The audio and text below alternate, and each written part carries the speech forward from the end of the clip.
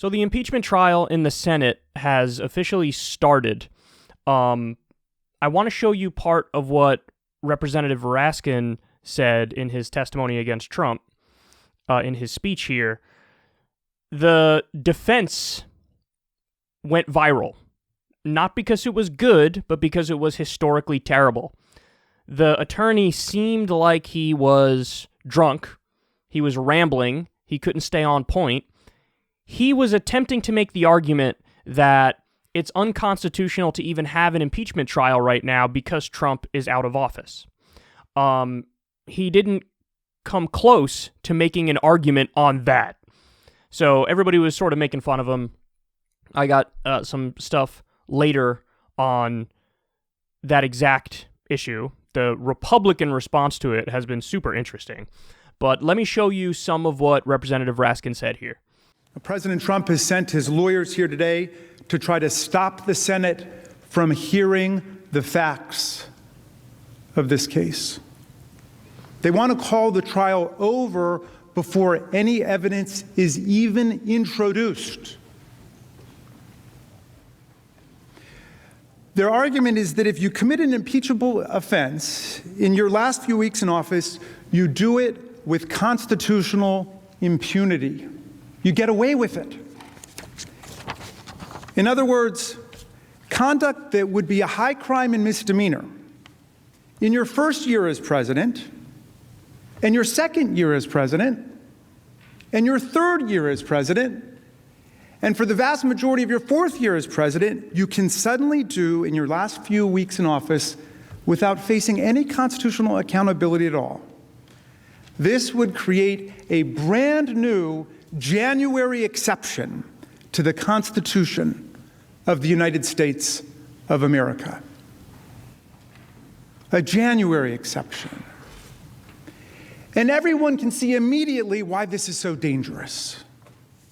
It's an invitation to the president to take his best shot at anything he may want to do on his way out the door, including using violent means to lock that door, to hang on to the Oval Office at all costs, and to block the peaceful transfer of power. In other words, the January exception is an invitation to our founders' worst nightmare. And if we buy this radical argument that President Trump's lawyers advance, we risk allowing January 6th to become our future. So they didn't buy the argument, and the case is going to proceed.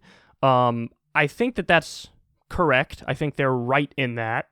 However, I will say we are being a little silly and a little slippery in this entire conversation because he's right. He's technically correct. It's a letter of the law versus spirit of the law type thing. And yeah, if you commit an impeachable offense on your last day in office, it's still an impeachable offense and you can get impeached for it. So it is, of course it's accurate. Of course it's true that you can't have an exception for any time during a president's term. However, if the ultimate goal of impeachment, especially when people just casually, colloquially talk about it, if the ultimate goal is you want to impeach a president to remove them from office, which it is, that is the ultimate goal of it, well, let's not pretend like it doesn't change the calculation if Trump is out of office. He's out of office. So of course it changes the calculation. It absolutely does. If the ultimate prize is we got to get this fucker out of there and he's already out of there, then don't act like this is anything other than really a virtue signaling exercise. Now, again, on the merits, you're correct. You're correct on the merits. An impeachable offense is an impeachable offense, and it doesn't matter if you do it on day one or the very last day of your presidency. So, you're not going to get me to argue that they're wrong. But what I am going to say is, it is a little bit of a technicality bullshit type thing, and stop pretending like this isn't just a giant virtue signaling exercise because he's already gone. So this is the Democrats going, we really dislike this guy, Trump. He's so bad. He's really bad. I'm against him. Are you against him? I'm totally against him. Are you against him? We're all against him. And guess what? The public doesn't like him right now. We agree with the public. The public agrees with us. Isn't that wonderful? Aren't we so the party of the people? Don't you guys think we're totally fighting for you here?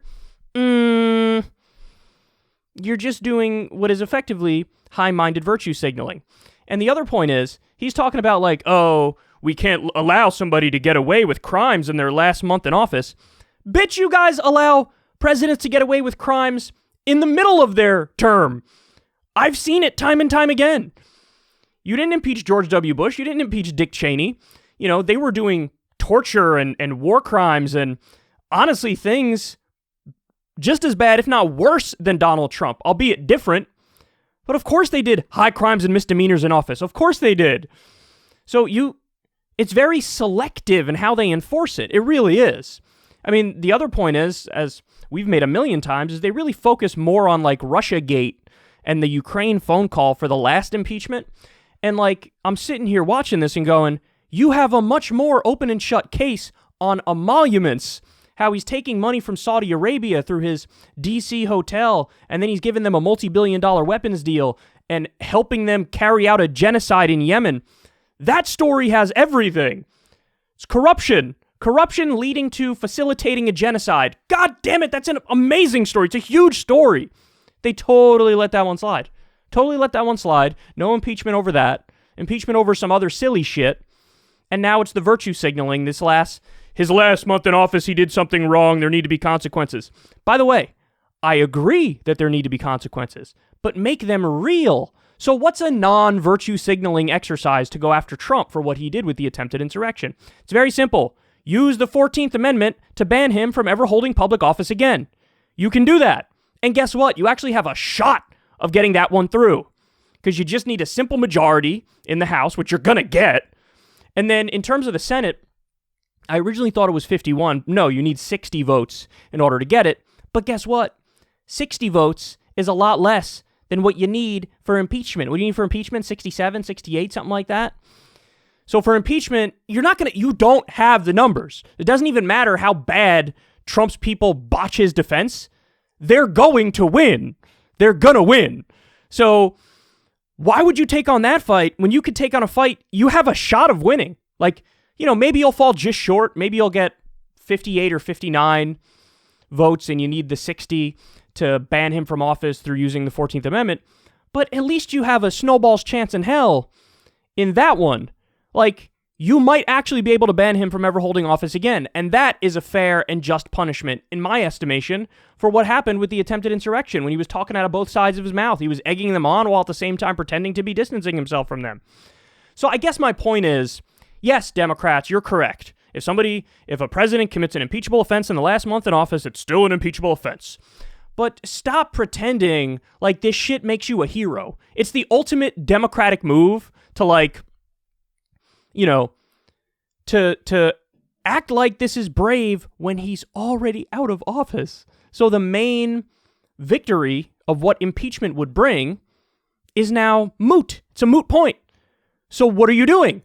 We know what they're doing. And don't pretend like you don't. It is a giant virtue signaling exercise. And the problem, of course, is when you have a pandemic and a depression, you should be focusing more on the pandemic and the depression. Because that is correct policy and correct politics, where the American people look at that and say, well, these guys are serious. They're fighting for me. Whereas, when it comes to impeachment, he's already gone, son. He's already gone. And so, and what happens, by the way, when you lose? What are you going to do then? Are these guys going to pretend to be tough guys and be like, well, we still need to find ways to go after him, and maybe we should try to go after him in other ways? He's gone. Focus on the business of the people. At some point, you gotta let it go. We understand. You guys hate Trump. Trump's unpopular right now. Got it. But www.movealongski.com, son. Let's go here. Let's go. Again, you're right. You're technically correct. Of course, you can go after him for this, but he's already out of office. So if you're going to go after him in any way, shape, or form, make it so that there's real consequences and you have a chance of winning. like banning him from office, like, for example, the New York case against Trump's businesses right now, which might yield some important stuff. So that's a real way to go after him. Right now, just don't act like this is anything other than a virtue signaling exercise. I think that's what annoys me the most, is that when people are pretending like it's more than that, this is not more than that. So all like the self-aggrandizing tweets you see about heroes taking on Trump, he's gone. He's fucking gone. Don't pat yourself on the back too hard. It's just sad to see that, like, this is where you're going to put all your effort in your fight, where, you know, there are so many other issues that you should be going to the mat on, and they're not. And so it's always the easiest thing that they choose, and then they like cloak it as if they're heroes. And it's like, pipe down, son.